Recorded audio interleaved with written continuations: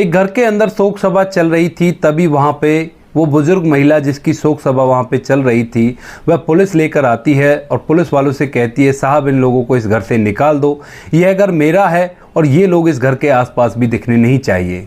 इस बात को जैसे ही उसके बेटा बहू देखते हैं तो पहले तो एकदम से हैरान हो जाते हैं और फिर अपनी माँ के पैरों में पड़कर गिड़गिड़ाकर भीख मांगने लगते हैं। कहते हैं कि माँ, हमसे बहुत बड़ी गलती हो गई, हमें माफ़ कर दो। आखिर क्या हुआ था इस कहानी में, पूरी कहानी के बारे में जानने के लिए वीडियो को अंत तक जरूर देखें। दोस्तों, अगर आपकी भी कोई ऐसी कहानी है तो आप लोग उसे मेरे इंस्टाग्राम पर मैसेज कर सकते हो, जिसका लिंक आपको चैनल पर मिल जाएगा। नमस्कार दोस्तों, मेरा नाम है जीतू सरोत और आप लोग देख रहे हो ब्रेन डिमांड चैनल। वीडियो को ज़्यादा से ज़्यादा शेयर करें और पेज को फॉलो करना ना भूलें। आज की एक कहानी है भानुमति जी की। भानुमति जी जो कि काफ़ी ज़्यादा बुजुर्ग हो चली हैं, वह अपने घर में अपने बेटा बहू और एक 8 साल का पोता है उसके साथ रहा करती हैं। एक दिन सुबह सुबह उसका बेटा उससे कहता है कि माँ जल्दी से तैयार हो जाओ और हमें जल्दी निकलना है और थोड़े ज़्यादा कपड़े रख लेना, हो सकता है कई दिन वहाँ पर रुकना पड़े। दरअसल दोस्तों, भानुमति जी ने एक मन्नत मांगी थी। उसका बेटे का रंग थोड़ा सांवला था तो उसकी शादी के लिए उन्होंने एक मन्नत मांगी थी और उसी मन्नत को पूरा करने के लिए आज पूरा परिवार उज्जैन जा रहा था दर्शन करने के लिए। उज्जैन उनके घर से काफ़ी ज़्यादा दूर था तो वो लोग वहाँ से जल्द से तैयार होकर सभी लोग निकल जाते हैं। निकलने के बाद रास्ते में छोटे मोटे तीर्थ स्थल और पड़ते हैं, वहाँ पर भी वह बेटा अपनी माँ को अच्छी तरह से दर्शन कराता है। लेकिन उसकी माँ कहती है कि बेटा, सबसे पहले वहाँ पर जहाँ पर मैंने मन्नत मांगी है वहाँ पर चलते हैं और दर्शन करते हैं। मन्नत पूरी होने के बाद वापस आते समय इन सभी चीज़ों को देख लेंगे। तो इसके बाद वो लोग सीधा उज्जैन पहुंच जाते हैं और उज्जैन जाकर महाकाल के दर्शन करते हैं। अब दर्शन करके जब वो लोग वापस आ रहे थे तो रास्ते में भानुमति जी अपना फ़ोन निकालकर अपने बेटे को दे देती हैं। कहती है कि बेटा, सफ़र में कहीं फ़ोन गिर ना जाए, तुम इसे अपने पास रख लो। उसके बाद वे दर्शन कर आते हैं और दर्शन करने के बाद एक होटल लेते हैं और वहाँ पर रुक जाते हैं। उनका प्लान था कि अगले दिन सुबह सुबह और भी मंदिरों के जो यहाँ पर छोटे मोटे मंदिर हैं उनके दर्शन करेंगे और फिर वापस घर के लिए निकल जाएंगे। रात हो जाती है। रात को सभी एक साथ बैठकर खाना खाते हैं। जो 8 साल का पोता था भानुमति जी का, वह अपने पापा से जिद करने लगता है कि मैं दादी के साथ सोऊंगा, लेकिन उसका पापा उसे सोने से मना कर देता है। तभी जो भानुमति जी हैं वो एकदम से अपने बेटे से कहती हैं कि जब बच्चा जिद कर रहा है तो तुम इसे मेरे पास सोने दो। उसके बाद बेटा कहता है कि माँ, आप दर्शन करके आई हो और काफ़ी थक हार गई होंगी, मैं नहीं चाहता कि इस बच्चे की वजह से आपकी नींद खराब हो। ऐसा कहकर वो अपने बेटे को अपने पास सुला लेता है। दरअसल उन लोगों ने 2 कमरे लिए थे उस होटल के अंदर जो आमने सामने ही थे। तो एक कमरे में भानुमति जी अकेले सो रही थी और दूसरे कमरे में तीनों जन वो लोग सो रहे थे, उसका बेटा बहू और उसका पोता। अब रात को वो सभी सो जाते हैं, चैन की नींद सोते हैं। सुबह उठती है भानुमति जी और उठने के बाद अपने बेटा बहू के कमरे की तरफ जैसे ही जाती है तो वह देखती है कि उनके बेटे बहू के कमरे पर ताला लगा हुआ है। अब इस ताले को देखकर वो पहले तो सोच में पड़ जाती है कि ये हो क्या रहा है, लेकिन वो सोचती है कि शायद हो सकता है वो लोग किसी काम से गए होंगे और मुझे उठाना उन्होंने ज़रूरी नहीं समझा।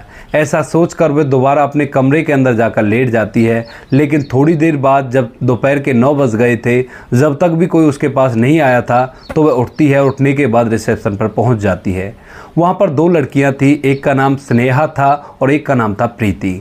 अब वह प्रीति से जाकर पूछती है कि बेटी, कि मेरे कमरे के सामने वाले कमरे में मेरे बेटा बहू रहा करते थे, तुम ज़रा ये देखकर बताओ कि वो लोग कहाँ गए हैं और कब तक वापस लौटेंगे।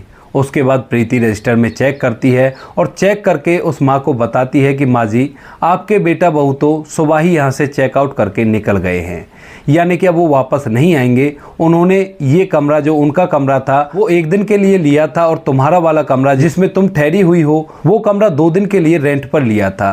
अब कल तक आप उस कमरे में रह सकती हो, लेकिन कल के बाद आपको और किराया देना पड़ेगा अगर आपको रहना है तो।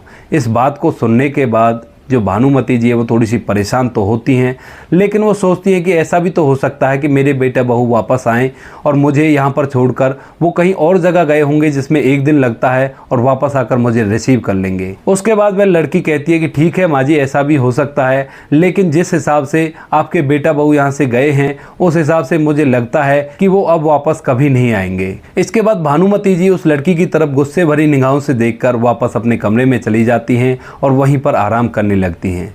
धीरे धीरे शाम हो जाती है। इधर जो वह लड़की थी वह अपनी सहेली से बात करती है और कहती है कि देखो इस अभागन बूढ़ी माँ को, जिसके बच्चे इसे यहाँ पर छोड़कर चले गए हैं और इसे अब भी लगता है कि वो लोग वापस आएंगे।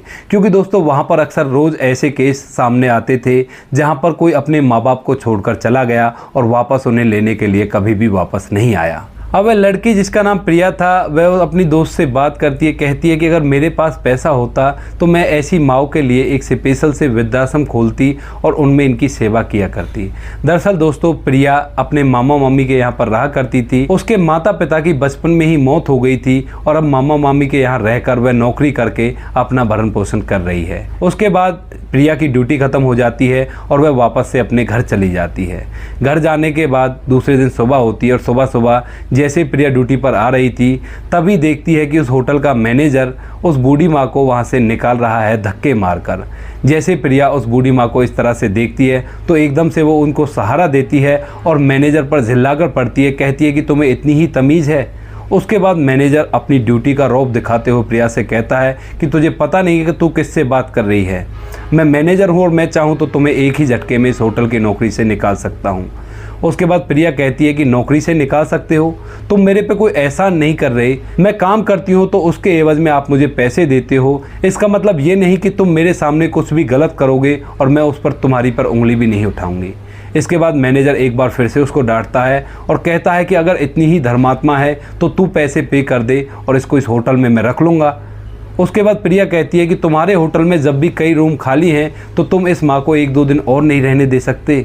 इसके बाद जो माँ थी उसकी आंखों में आंसू आ रहे थे। भानुमति जी बिलक बिलक कर रो रही थी क्योंकि उसे होटल से धक्के मारकर निकाला जा रहा था। भानुमति जी के पास एक थैला था और थैले के अंदर कुछ कपड़े थे। मैनेजर और प्रिया में कहासुनी होती है और कहासुनी के दौरान जो मैनेजर है वो प्रिया से कह देता है कि अब इस होटल में तुम कभी भी कदम मत रखना। अगर तुम्हें इतनी ही पड़ी है इस बुढ़िया की तो तुम इसके साथ ही रहकर सड़कों पर घूमती फिरो।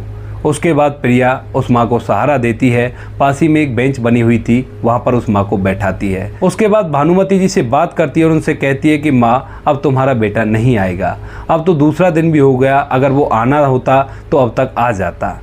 लेकिन भानुमति जी को इस बात का बिल्कुल भी विश्वास नहीं था क्योंकि उसके बेटे बहू ने कभी भी उसको ऐसा महसूस होने ही नहीं दिया कि वो लोग उससे परेशान हैं। तभी जो प्रिया है वो उससे पूछती है कि माँ जी आपको आपके घर का एड्रेस पता है? लेकिन भानुमति जी पढ़ी लिखी नहीं थी तो उन्हें अपने एड्रेस के बारे में खास मालूम नहीं था। वो कुछ गांव का नाम बताती लेकिन उस गांव के नाम से उनका एड्रेस निकालना काफ़ी ज़्यादा मुश्किल था। तभी जो प्रिया है वो कहती है कि माँ जी आपके इस थैले में आपका कोई डॉक्यूमेंट है जिससे पता चल सके कि आप कहाँ के रहने वाली हो? तो उसके बाद भानुमति जी उस थैले को उड़ेल देती हैं और जैसे वो उस थैले को उड़ेल देती हैं तो उस थैले के अंदर सबसे नीचे एक शादी का कार्ड मिलता है और उस शादी के कार्ड में एड्रेस लिखा हुआ था। तो प्रिया उस कार्ड को हाथ में लेती है और कहती है कि माँ जी क्या आपको पता है ये किसकी शादी का कार्ड है? तो वह बूढ़ी अम्मा कहती है कि बेटा इस रंग का कार्ड तो हमारे एक पड़ोस वाले की शादी हुई थी जब हमारे घर के अंदर आया था और मुझे ये भी नहीं पता ये कार्ड इस थैले के अंदर कैसे कैसे आया। दरअसल दोस्तों जब भानुमति जी अपना थैला पैक कर रही थी तो वो बहुत ही ज़्यादा जल्दी में थी और जल्दबाजी में कपड़ों के साथ ये कार्ड उनके थैले में अचानक से आ गया था। अब इस कार्ड को लेकर जो प्रीति हैं वो दादी अम्मा के पास बैठ जाती हैं और कुछ सोचने लगती हैं।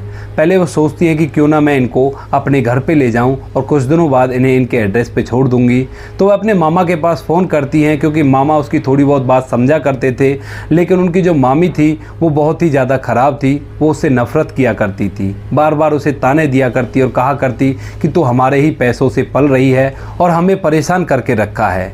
तो वह अपने मामा को फ़ोन करती है, मामा से कहती है कि मामा एक दादी अम्मा हैं, ऐसे ऐसे होटल में उनका बेटा उन्हें छोड़ के गया है, अगर आप कहो तो मैं इन्हें अपने साथ ले आऊं। लेकिन प्रिया को ये नहीं पता था कि उसके मामा का फ़ोन स्पीकर पे है और इन सभी बातों को उसकी मामी भी सुन रही है। जैसे उसकी मामी इस बात को सुनती है तो एकदम से गर्म हो जाती है और उस प्रीति को भला बुरा कहने लगती है। इसके बाद प्रीति फ़ोन काट देती है और अब सोच विचार में है, उसके पास पैसे भी नहीं है क्योंकि जो तनख्वाह उसे मिला करती थी वो ले जाकर अपने मामा मामी को दे दिया करती क्योंकि वो उनके घर में रहा करती थी। अब इसके बाद प्रीति सोचती है कि चलो जो भी होगा देखा जाएगा, मैं इन्हें इनके एड्रेस तक छोड़ के आऊँगी। उसके पास एड्रेस था लेकिन पैसे नहीं थे। तभी वह अपनी एक फ्रेंड के पास फ़ोन करती है और उससे कहती है कि मुझे कुछ पैसे उधार मिल सकते हैं। उसकी फ्रेंड के पास कुछ पैसे थे तो उन पैसों को वो उसके अकाउंट में डाल देती है। अब इसके बाद प्रीति उस अम्मा को लेकर उसके एड्रेस के लिए निकल देती है। धीरे धीरे समय बीतता है, 2 दिन लगते हैं वहाँ पर पहुँचने के लिए और 2 दिन बाद वह लड़की उस बूढ़ी अम्मा को लेकर उस एड्रेस पर पहुँच जाती है जो उस कार्ड में दिया गया था। तभी भानुमति को पता चल जाता है कि यहाँ से तो मैं अपने घर तक जा सकती हूँ। उसके बाद भानुमति जी उस लड़की को लेकर अपने घर पर पहुँच जाती हैं। शाम का समय हो गया था और शाम के समय जैसे ही भानुमति जी दरवाजे पर पहुंचती हैं तो उन्हें घर के अंदर से कुछ बातें करने की और हंसने खिलखिलाने की आवाज़ें आती हैं, क्योंकि भानुमति जी अब तक सोच रही थी कि मेरे बेटा बहू किस हालत में होंगे, कहीं वो किसी मुसीबत में तो नहीं है, और इसी वजह से वो घर आना चाहती थी ताकि घर आकर वह और लोगों से मदद लेकर अपने बेटा बहू को ढूंढ सके। वह अब तक समझ रही थी कि उसके बेटा बहू उसे छोड़कर नहीं गए हैं, वो लोग किसी मुसीबत में हैं और उन्हें उनकी बहुत ज़्यादा ज़रूरत है। अब इसके बाद जैसे ही वो गेट के पास खड़ी होती है तो उसे घर के अंदर से कुछ बातों की आवाज़ आती है। वो लोग आपस में बातें कर रहे थे कि बुढ़िया से पीछा छूटा, अब जल्द से जल्द उनका डेथ सर्टिफिकेट बन जाए और उसके बाद ये पूरी प्रॉपर्टी हमारे नाम आ जाएगी और हम लोग ऐश से अपनी ज़िंदगी को बिताएंगे। इस बात को जैसी भानुमति जी सुनती हैं तो उनके दिल पर बहुत गहरा धक्का लगता है और उनकी आंखों से आंसू निकलने लगते हैं। इस बात को जैसी साइड में खड़ी हुई प्रिया देखती है तो वो उन्हें सहारा देती है और वो कान लगाकर पूरी बातें सुनती है। सभी लोग हंस खिलखिला रहे थे और उसके जाने से काफ़ी ज़्यादा खुश थे। अब इसके बाद प्रिया भानुमति जी को लेकर उस घर के आंगन से बाहर आ जाती है और थोड़ी दूर में ही एक लॉज था, उस लॉज के अंदर एक कमरा लेती है और रात को भानुमति जी को उसी कमरे के अंदर ले जाकर ठहर जाती है।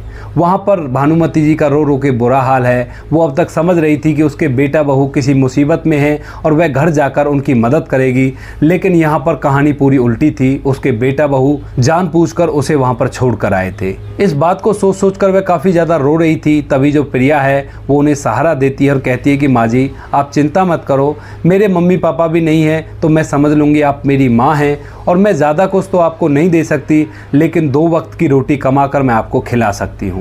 इस बात को जैसी भानुमति जी सुनती हैं तो उस लड़की प्रिया को अपने गले से लगा लेती हैं और फूट फूट कर दोनों जनी वहाँ पर रोने लगती हैं। अब पूरी रात भर वो दोनों एक दूसरे से बातें करती हैं, कभी हंसा करती हैं, कभी रोया करती हैं। धीरे धीरे सुबह हो जाती है। सुबह जैसे ही होती है तो सुबह के 8-9 बजे हुए थे। तभी भानुमति जी प्रिया से कहती है कि बेटा ऐसा करो, पुलिस स्टेशन चलते हैं और इन लोगों को इनकी करनी का फल देते हैं। उसके बाद प्रिया कहती है कि माँ जी वो कैसे? तो भानुमति जी बताती है कि जितनी भी प्रॉपर्टी है वो पूरी की पूरी मेरे नाम है और ये लोग चाहते हैं कि मुझे मरा घोषित करके इनके नाम वो प्रॉपर्टी आ जाए, लेकिन कैसा हो कि हम पुलिस को ले जाकर उन लोगों को इस घर से निकाल दें और हम लोग उस घर के अंदर रहेंगे। तुम इतना कष्ट क्यों सहोगी? जिसको कष्ट सहना चाहिए वो तो खुश है और वो सोच रहा है कि मैं कभी भी वापस ना आऊँ। ऐसा सोचकर वो लोग पुलिस स्टेशन जाते हैं और वहाँ से पुलिस को लेकर अपने घर पर भानुमति जी पहुँच जाती है। वहाँ पर जाकर देखती है कि उस घर के अंदर शोक सभा चल रही है। उसके बेटा बहू जो घड़ियाली आंसुओं को बहा रहे हैं और सभी लोगों से गले मिल मिलकर रो रहे हैं। जैसे भानुमति जी वहाँ पर पहुँचती हैं पुलिस को लेकर तो जाकर एकदम से पुलिस वालों से कहती हैं कि साहब इन लोगों को मेरे घर से निकाल दीजिए, यह घर मेरे नाम है और मैं नहीं चाहती कि ये लोग इस घर के अंदर 1 सेकंड भी रुकें। अब जैसे शोक सभा के अंदर जितने भी लोग थे वो सभी भानुमति जी को जीवित देखते हैं तो एकदम से हैरान और परेशान हो जाते हैं। इधर जो उसके बेटा बहू थे उनको आस नहीं थी कि वो वापस भी आ सकती है। वो लोग एकदम से बहुत ही ज़्यादा परेशान हो जाते हैं और एकदम से अपनी माँ के पैरों में गिरकर जोर जोर से माफ़ी मांगने लगते हैं, रोने लगते हैं, गिड़गिड़ाने लगते हैं और कहते हैं कि माँ हमसे बहुत बड़ी गलती हो गई, हमें माफ़ कर दो। लेकिन जो भानुमति जी हैं वो उन पर जरा भी तरस नहीं खाती और पुलिस वालों से कहती है कि इन्हें जल्द से जल्द इस घर से बाहर निकालो, मैं नहीं चाहती कि ये लोग मेरे घर के अंदर 1 सेकंड भी रहें। उसके बाद पुलिस उन लोगों को ज़बरन उस घर से बाहर निकाल देती है और भानुमति जी अपने घर के अंदर प्रिया को लेकर रहने लगती हैं। इसके बाद उसके बेटा बहू ने कई बार कोशिश करी कि वो अपनी माँ को मनाएं और उनके साथ इसी घर में रहने लगें, लेकिन भानुमति जी ने उन लोगों को साफ इनकार कर दिया और कहा कि जब तुम लोग मुझे वहाँ पर छोड़कर आ सकते हो मरने के लिए तो मैं तुम लोगों को इस घर में क्यों रहने दूँ भला। इसके बाद दोस्तों जो प्रिया है वो वहीं पर छोटी मोटी नौकरी ढूंढ लेती है और उस घर को अच्छी तरह से चलाने लगती है। भानुमति जी प्रिया को अपनी बेटी की तरह प्यार किया करती। इधर जो प्रिया है वो भी भानुमति जी को अपनी माँ माना करती और इसी तरह से इनके दिन बीत रहे थे। तभी एक अच्छा सा लड़का देखकर भानुमति जी प्रिया से उसकी शादी करवा देती हैं और प्रिया और उसका पति और भानुमति उस घर के अंदर हंसी खुशी रहा करते हैं। तो दोस्तों ये थी आज की कहानी। आप लोगों को जैसी भी लगी हो कमेंट सेक्शन में बता देना। बाकी इन घटनाओं को सुनाने का उद्देश्य आपको परेशान करना बिल्कुल भी नहीं है। आपको इन घटनाओं को इसलिए सुनाया जाता है ताकि आप लोग इन घटनाओं के अंदर छुपी हुई शिक्षा को सीखें और अपने जीवन में अप्लाई करें और अपने आप को एक अच्छा इंसान बनाएं।